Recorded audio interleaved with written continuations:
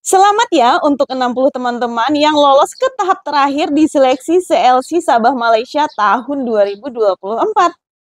Halo semua, welcome back to my channel Uniwina Official.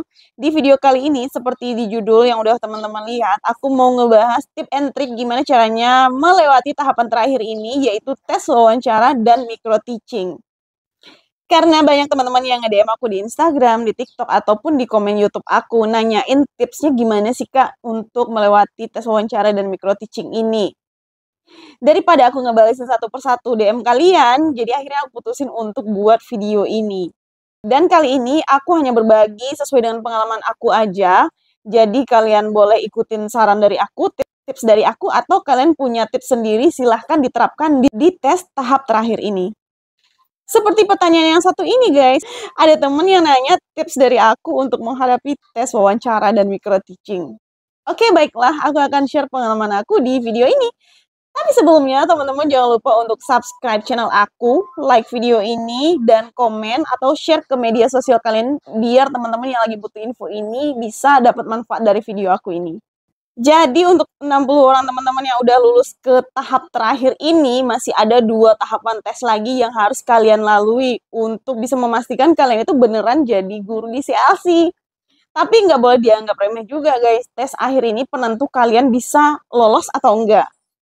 Ada tes wawancara dan tes micro teaching, yang mana tes ini tuh dilaksanakan secara online di waktu yang berbeda.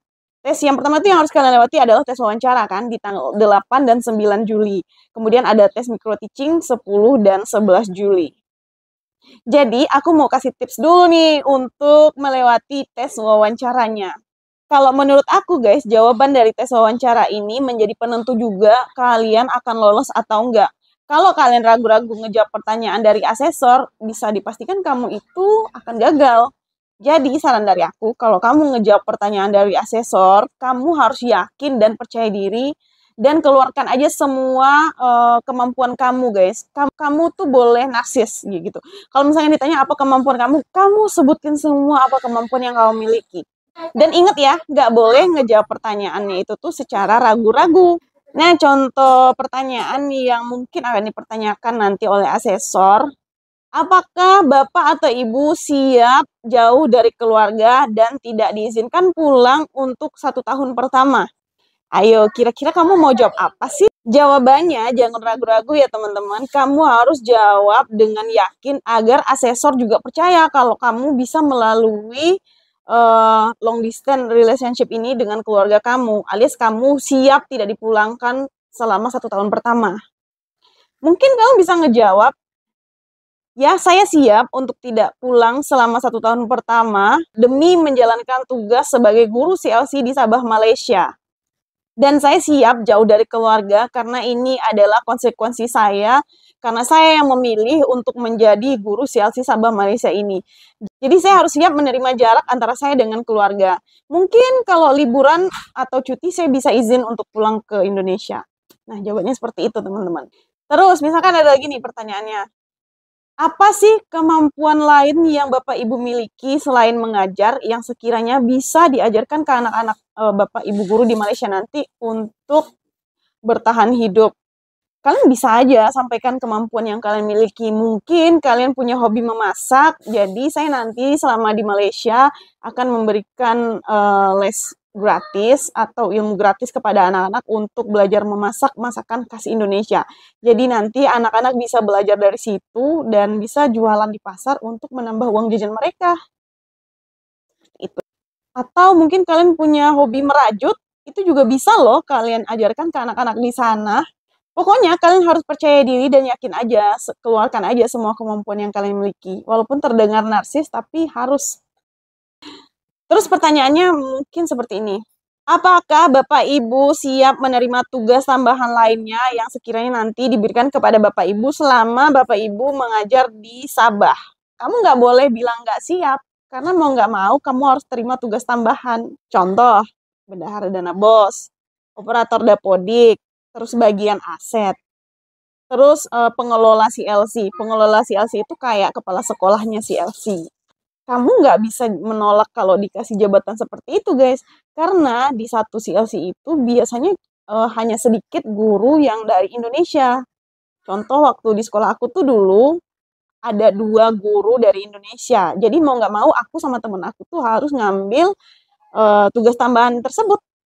Kita nggak hanya dapat 1 tambahan guys, mungkin kita dapat 3 tugas tambahan. Kalau kayak aku dulu di CLC aku tuh ada SD, ada SMP. Jadi aku sama temen aku nih ya bagi tugas. Aku bendahara SMP, temanku bendahara SD. Aku operator SD, temanku operator SMP kayak gitu. Jadi semua tugas tambahan tuh mau nggak mau kita yang handle. Terus kalau ada lagi pertanyaan seperti ini, apakah Bapak Ibu siap ditempatkan di daerah terpencil yang nggak ada sinyal dan listriknya pun susah? Hayo, gimana kalian ngejawabnya? Kalau kalian jawabnya nggak siap atau kalian takut dan ragu, udah pasti kalian di-cut sama asesor. Makanya jawabannya itu harus meyakinkan asesor, guys. Kalian bisa ngejawabnya seperti ini. Ya, saya siap menghadapi apapun kondisi yang ada di CLC Sabah Malaysia. Karena bagaimanapun, untuk menjadi guru ke Sabah ini adalah pilihan saya.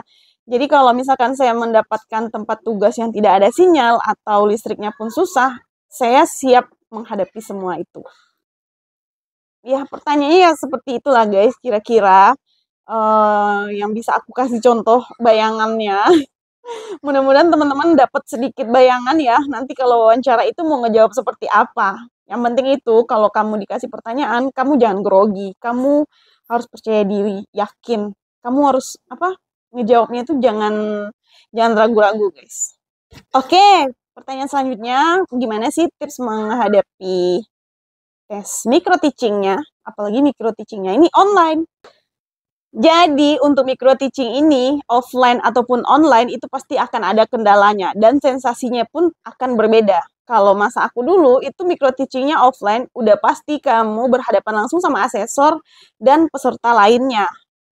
Jadi mau nggak mau kamu saat micro teaching kamu harus pinter-pinter menghandle perasaan gugup kamu saat kamu sedang tes micro teaching tersebut.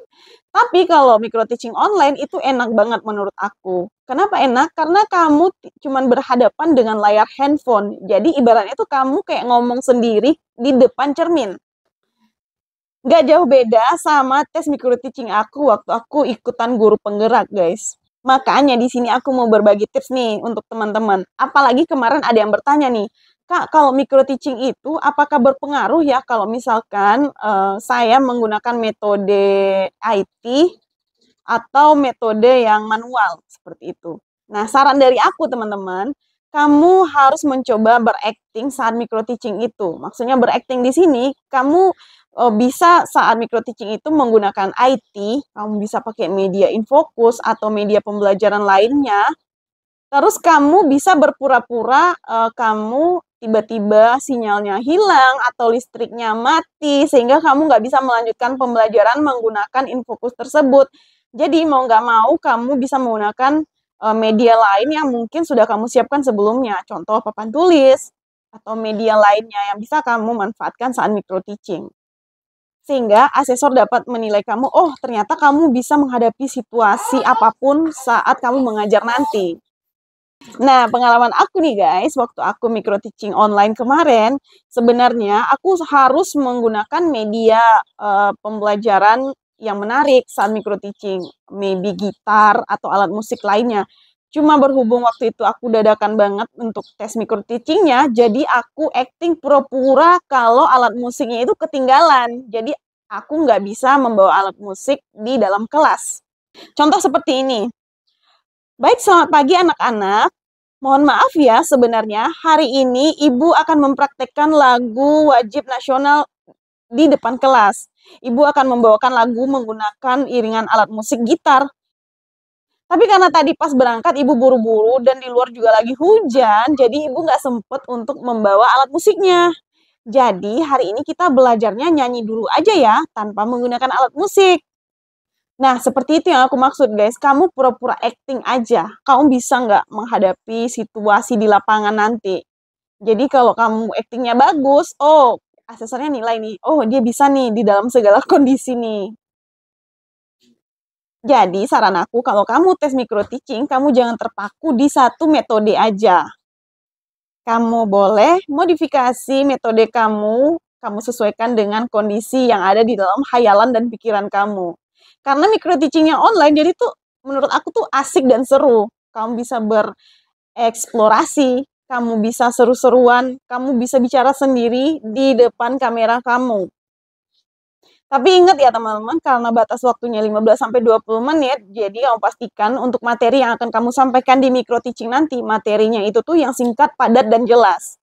Nah, biasanya di 3 menit terakhir sebelum waktunya habis, asesor akan mengingatkan kepada kita kalau waktunya tinggal 3 menit lagi. Nah, mau nggak mau, kalau misalkan asesor sudah bilang waktunya mau habis, kamu harus segera menutup pembelajaran. Mungkin kamu bisa menyimpulkan dulu sebelum pembelajaran ditutup. Kamu beri kesimpulan kepada anak-anak. Setelah itu, kamu mungkin bisa berdoa sebelum pembelajaran selesai. Dan kalau waktunya udah pas nih, 20 menit, kamu boleh menutup pembelajaran dengan mengucapkan salam atau selamat siang kepada anak-anak kamu.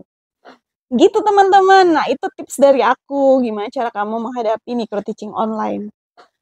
Sebenarnya seru guys, karena kamu tuh semuanya serba online untuk tahun ini. Kamu nggak perlu keluar kota, kamu nggak perlu berhadapan langsung sama asesor yang pasti bikin kamu deg-degan. Kamu cukup duduk tenang di rumah, cuman ngelihatin layar handphone kamu, terus kamu tes. Aku doain ya untuk 60 teman-teman yang udah lolos di tahap terakhir ini, bisa lolos mengajar ke Sabah, Malaysia. Dan semoga video penjelasan dari aku yang berbelit-belit ini bisa menjadi motivasi juga untuk teman-teman. Setidaknya kalian dapat sedikit bayangan apa yang harus kalian lakukan saat kalian tes wawancara ataupun micro teaching nanti. Jangan lupa di-subscribe ya YouTube aku. Dan kalau masih ada yang mau ditanyakan, kamu boleh DM aku di Instagram @uniwinaofficial. Insya Allah aku akan bantu menjelaskan juga di DM teman-teman. Kalau nggak sibuk, aku akan balas DM kalian.